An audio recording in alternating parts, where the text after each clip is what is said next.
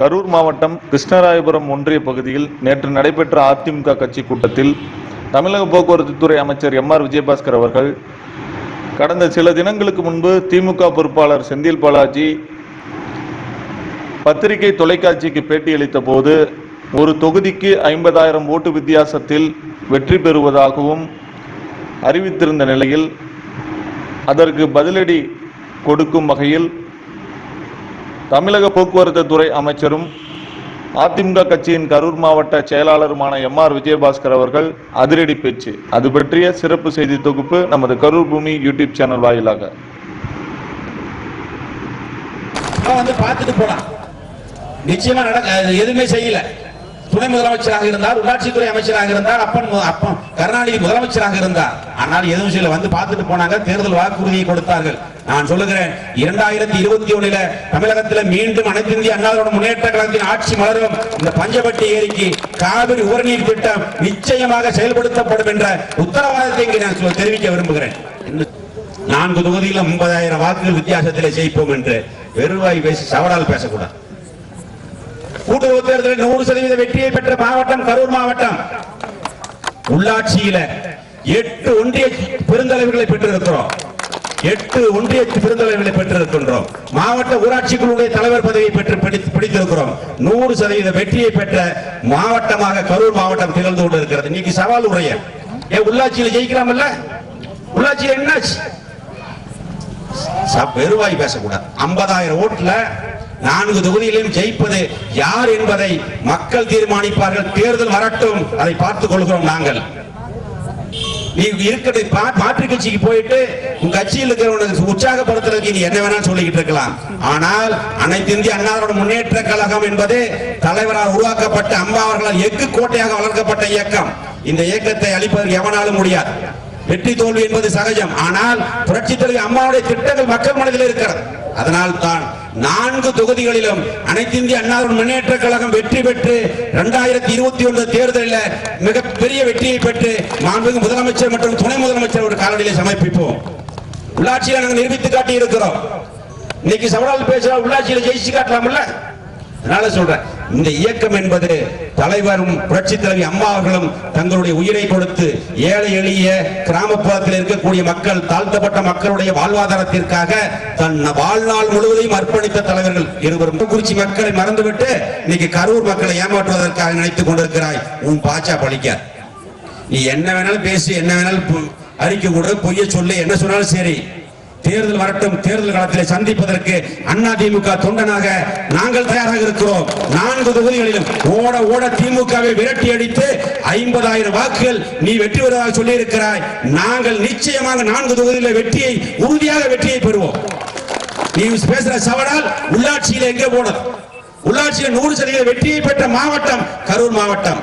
வெறுவாய் பேசியாக களத்துக்கு வந்து பார்க்கலாம். களத்துல வச்சுக்கோ, நீயா நானா? அதுக்கு நாங்க ரெடி.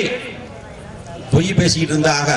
நீ பதவிக்காக பல ஊருக்கு போயிட்டு வந்த. நான் சொன்ன அன்னைக்கு அமமுக இருக்கும் பொழுது தேர்தலில் நீ டெபாசிட் வாங்கினா அரசியல் விட்டு விலகிக் கொள்வதாக நான் சொன்னேன். இப்பொழுது சொல்றேன், நீ அமமுக இருந்து ஜெயிச்சிருந்தீங்கன்னா நீ ஆம்பளை. அமமுக விட்டு விட்டு திமுகவில் வந்து இருந்துகிட்டு போய் கேட்டு சொல்லுங்க, நிருபர்ல கேட்டு சொல்லுங்க இவர் எப்ப விலகிறாருன்னு. திமுகவுல எல்லாம் வச்சிருந்தா, அவன் கட்சி வளர்த்தி வச்சிருந்தா, நீ போய் மாப்பிள்ளையாட்ட அங்க மறுகலம் சாப்பிட்டுக்கிட்டு இருக்கிற. திமுக அண்ணா மீட்டிங் என்ன தெரியுமா பேசுறது? திமுக யாரும் அண்ணா திமுக கூட பேசக்கூடாது. அப்ப நீங்க பேசுவீங்க, நான் போட்ட நிர்வாகி தான் இருக்கிறாங்க, எல்லாத்தையும் பாத்துக்கிறோம். நீ போட்ட நிர்வாகிகள் அது அந்த காலம். நான் இன்னைக்கு நீ வேணா பண்ணிருக்கலாம், இன்னைக்கு நடக்காது மோன. உங்கள்கிட்ட இருக்கிற நிர்வாகி அத்தனை பேர் என் கூட பேசிக்கிட்டு இருக்கேன். திமுகவுல ரெட்டியா இருக்கிறேன் பறிக்கிறதுக்கு, மம்டி கடப்பாரோட புலி பறிக்கிறது. பாத்துக்குவோம். தேர்தல் வரட்டும். தேர்தல் வர அன்னைக்கு வச்சுக்கலாம். திமுக காரன் அதிமுக பேசக்கூடாது. அப்ப அங்கிருந்து செய்தி வருதுங்கிறியா? அப்ப உனக்கு மட்டும் செய்தி வரும், எங்களுக்கு வராதா? நாங்க என்ன நாங்களும் அரசியல் பண்ண மாட்டோமா? இது எல்லாம் எதுக்காக? நீ பதவிக்காக எங்க போன, அங்க போய் என்ன பண்ண, நல்லா சிந்தித்து பார்க்க வேண்டும். திமுகவுல கேசிபி திமுக மதிமுகவுக்கு போறார். எல்லா திமுக காரும் போயிட்டான். ஒருத்தர் இல்ல, 4 பேர் இருந்தாங்க. ஒன்னு வாசிகி, ஒன்னு பரமத்தியாரு, ஒரு 4-5 ஒரு 10 பேர் இருப்பாங்கன்னு வச்சுக்கங்க. ஒரு வாசிகி இன்னைக்கு அந்த அம்மா இல்ல, பரமத்தியார் வயது முதிர்வு மரணம் அடைஞ்சிட்டார். அந்த சேர்மனாக இருந்த ரவி இன்னைக்கு கட்சி விட்டு நீக்கிட்ட. நம்ம நன்னியூர் ராஜேந்திரன் இன்னைக்கு அவரும் பின்னாடி காரை துரத்திட்டு ஓடிய அளவுக்கு வச்சுட்ட. இதுதான் நடந்துகிட்டு இருக்கு திமுகவில் குடும்ப ஆட்சிங்கிறதுக்கு உதாரணம் தான். உழைச்சவனுக்கு அங்க மரியாதை கிடையாது. எல்லாம் ரோட்ல நிக்கிறானுங்க. நீ போய் மாப்பிள்ளைட்ட மறுகலம் சாப்பிட்டுட்டு 50,000 ஓட்டுல ஜெயிக்கிறோம்னு சொல்றேன். 4 தொகுதியில தேர்தல் வரட்டு அப்புறம் வச்சுக்கோ. அதனால பெரியவர்களை நன்றாக சிந்தித்து பாருங்கள். அம்மாவுடைய அரசு ஏழை எளிய மக்களுக்கான அரசு, சாமானிய மக்களுக்கான அரசு. சொன்னதை மட்டுமல்ல சொல்லாததையும் செய்து கொடுக்கக்கூடிய அரசு.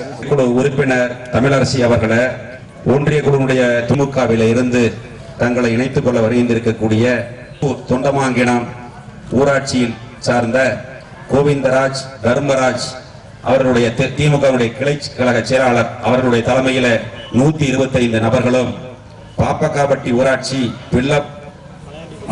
மலையாண்டிப்பட்டியில் வார்டு உறுப்பினர் திமுகவுடைய கிளை செயலாளர் சுப்பிரமணியன் அவர்களுடைய தலைமையில 50 நபர்களும், கருப்பத்தூர் ஊராட்சியில் சுந்தரமூர்த்தி திமுகவுடைய நிர்வாகி சுந்தரமூர்த்தி அவர்கள் தலைமையில 25 நபர்களும், பிள்ளபாளையம் ஊராட்சியில் தேமுதிக மற்றும் விடுதலை சிறுத்தைகள் இயக்கத்திலிருந்து 25 நபர்களும், ஆக மொத்தம் 225 நபர்கள் மாற்றுக் கட்சியில இருந்து விலகி இதையிடம் புரட்சி தலைவி அம்மா அவர்கள் வளர்த்து எக்கு கோட்டையாக இருக்கக்கூடிய அனைத்து இந்திய அண்ணா திராவிட முன்னேற்ற கழகத்தில் தங்களை இணைத்துக் கொள்ள விரைந்திருக்கக்கூடிய உங்கள் அனைவரையும் மாவட்ட கழகத்தின் சார்பில் வருக வருக என்று முதற்கண் வரவேற்று நன்றி கூறுகிறேன்.